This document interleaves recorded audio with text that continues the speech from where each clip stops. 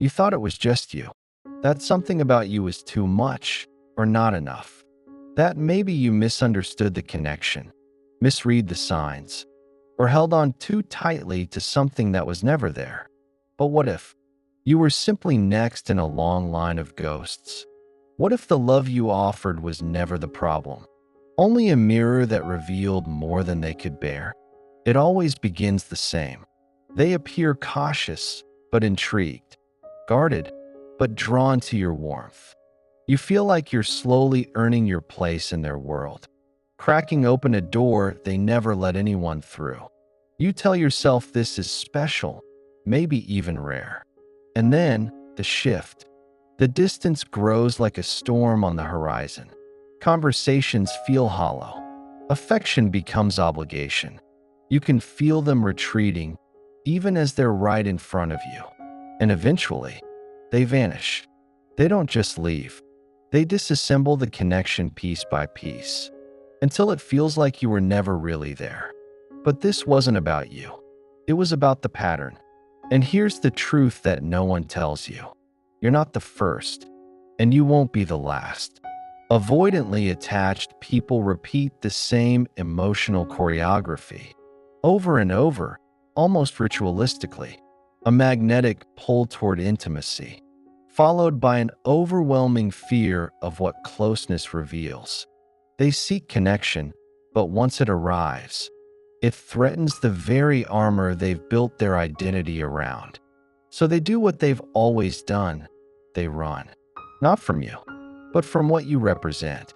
Because every time they begin to care, their inner world floods with unhealed grief, shame, the echo of early betrayals that taught them love equals danger. So instead of softening into intimacy, they harden into coldness, detachment, rationalizations. They tell themselves you're too emotional. They accuse you of wanting too much. They question the entire relationship just to quiet their own rising panic. And while you're left picking up the shards of what once felt real, they're already rehearsing their next disappearance. But this isn't new. It's scripted, rehearsed. Like a wound, they keep reopening just to prove they still feel alive. The pattern is older than you, older than them.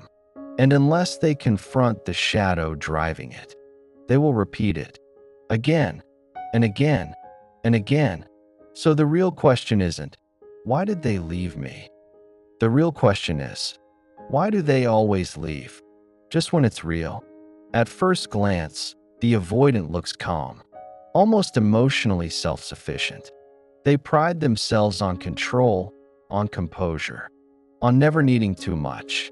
But beneath that still surface is something far more chaotic. An invisible panic that's activated by closeness itself. This is the core paradox of the avoidant. They long for love, yet fear what love will awaken in them. They crave safety but distrust anyone who offers it. They want connection, but on their terms, at their pace, with their armor still firmly in place. So when someone like you arrives, open-hearted, emotionally available, willing to hold space, it doesn't soothe them, it threatens them. Not because you're doing anything wrong, but because you're making them feel something they're not equipped to manage. You're stirring the sleeping dogs they've spent a lifetime trying not to wake. The unmet needs of a neglected childhood. The shame of being too much or not enough for the people who first abandoned them. The grief of never truly being known. To love you would require them to face all of that. So they pull away, not because you're unlovable, but because being loved awakens every part of themselves they've tried to bury. This is the psychological root of their pattern. Avoidant attachment is not just a style.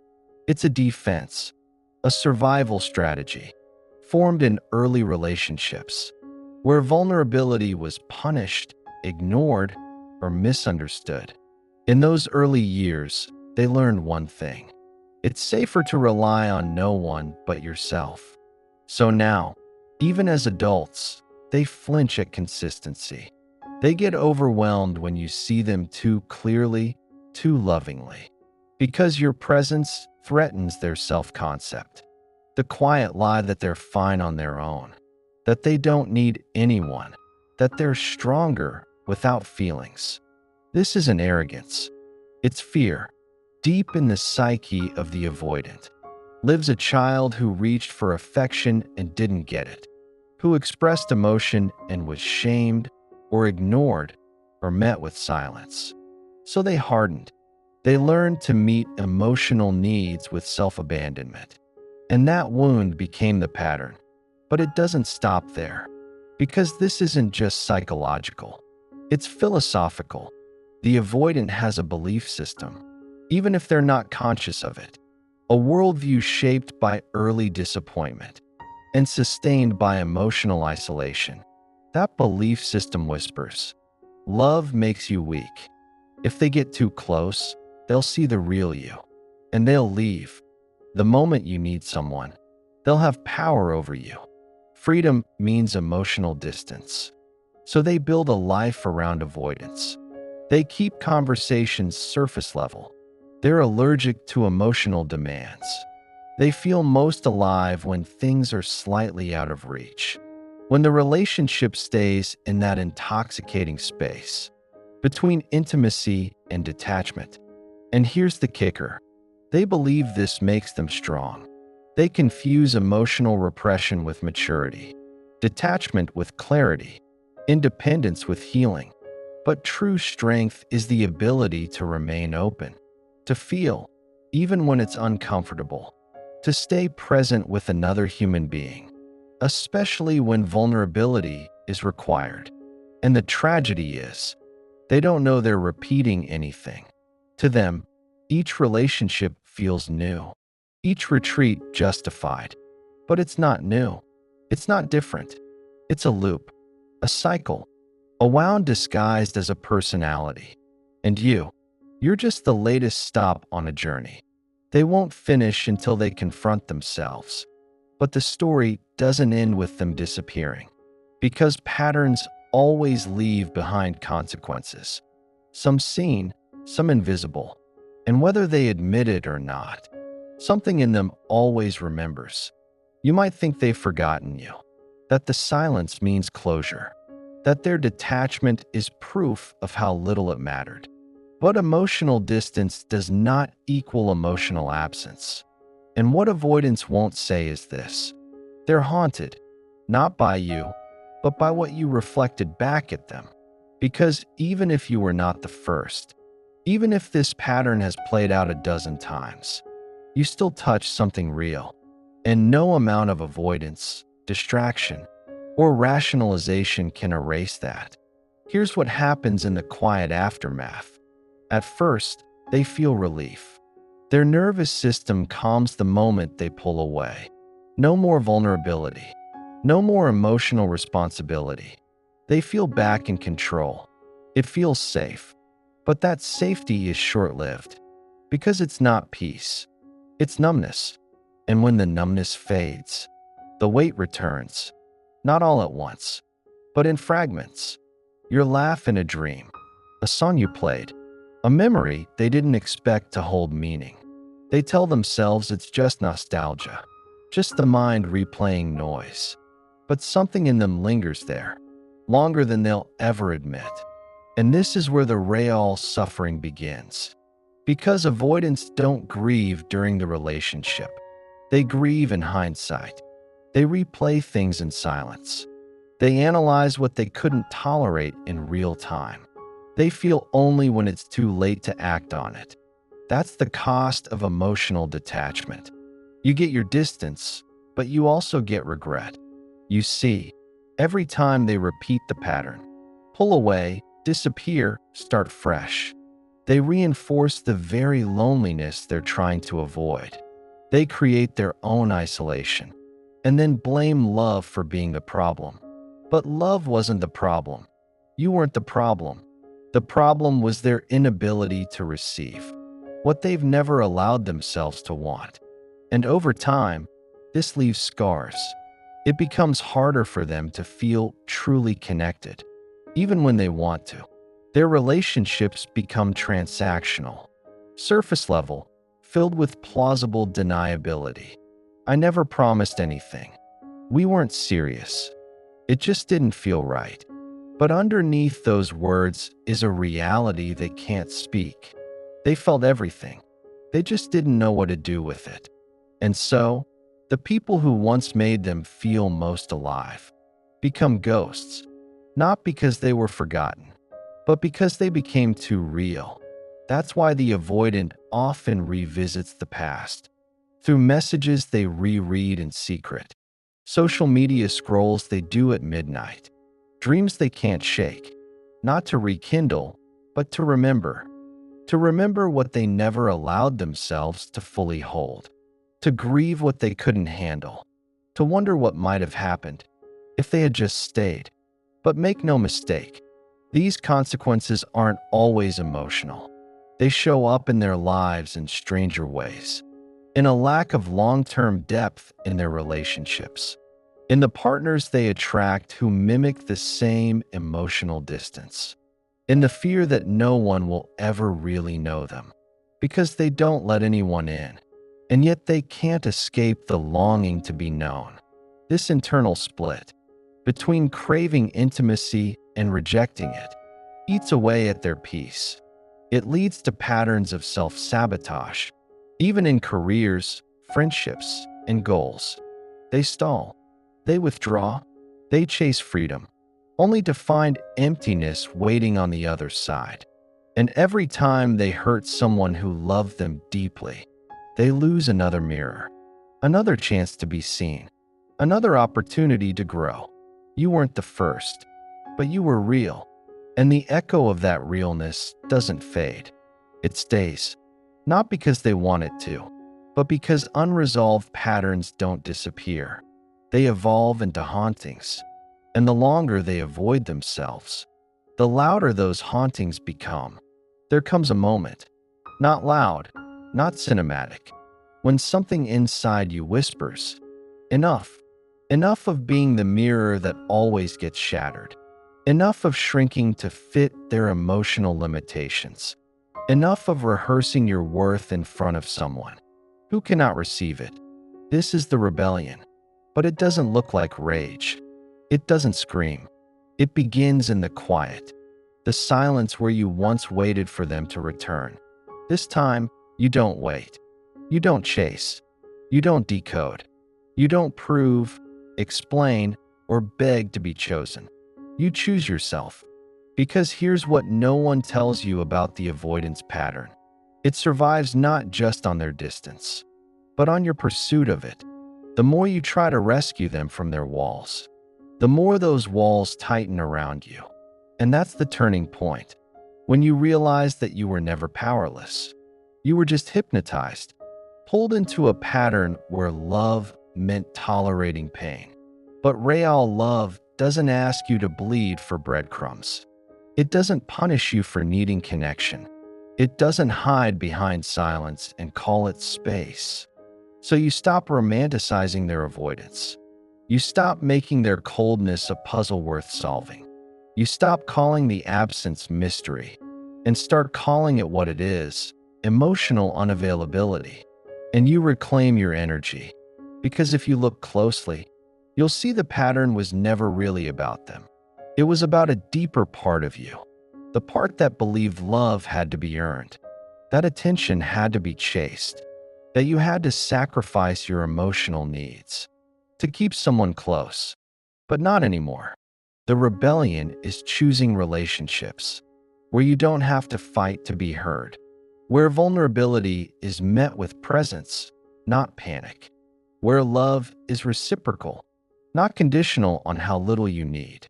And when you step out of the avoidance orbit, something else happens.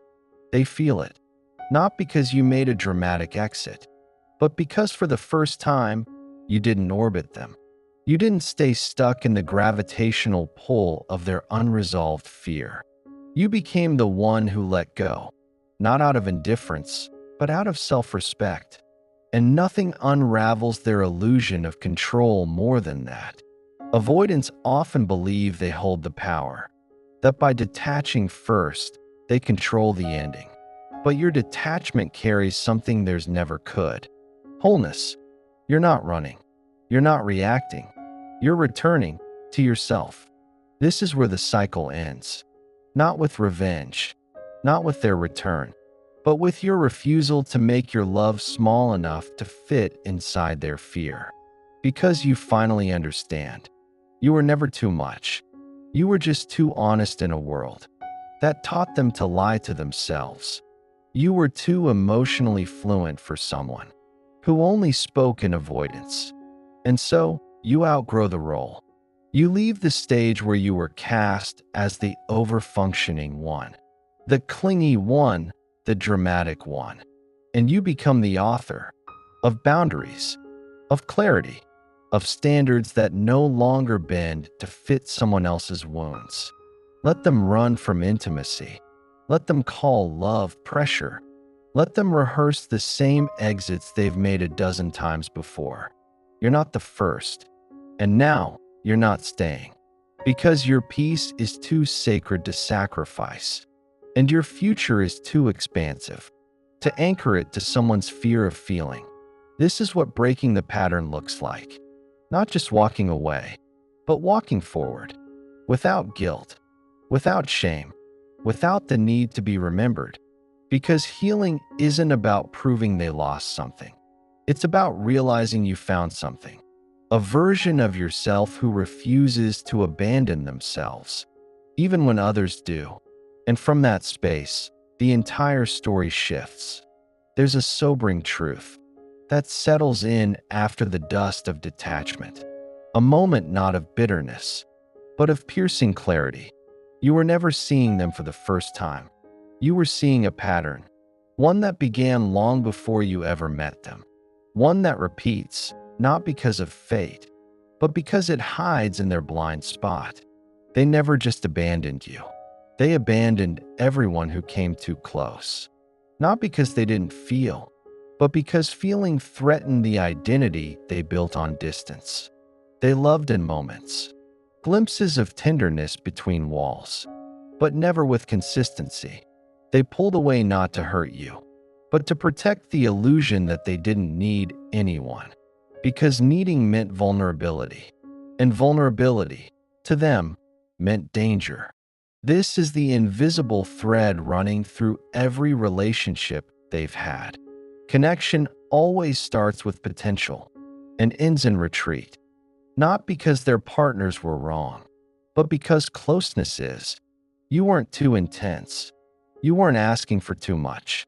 You simply stepped into a part of their psyche they have spent years trying to silence. And yet, even now, long after they've gone, long after the last message, long after the silence grew loud, they think of you.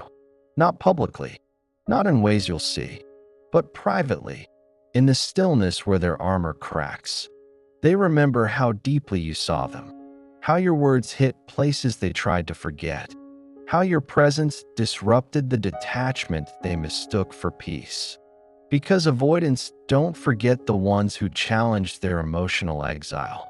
They remember the ones who didn't settle for shallow, the ones who refused to stay quiet just to keep the peace, the ones who walked away not to teach them a lesson, but to stop bleeding for a wound that wouldn't close.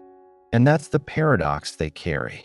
They fear intimacy, but long for understanding. They reject closeness, but ache for connection. They push away the ones who feel safe and chase those who won't stay. They are haunted by a truth they refuse to face. They don't know how to hold what they deeply want. And you? You were the mirror, the one who held up their hidden self, the one who exposed the cost of running, the one who, by simply being present, disrupted a pattern generations deep. You were never just another person. You were a threshold, one they weren't ready to cross, but will remember forever.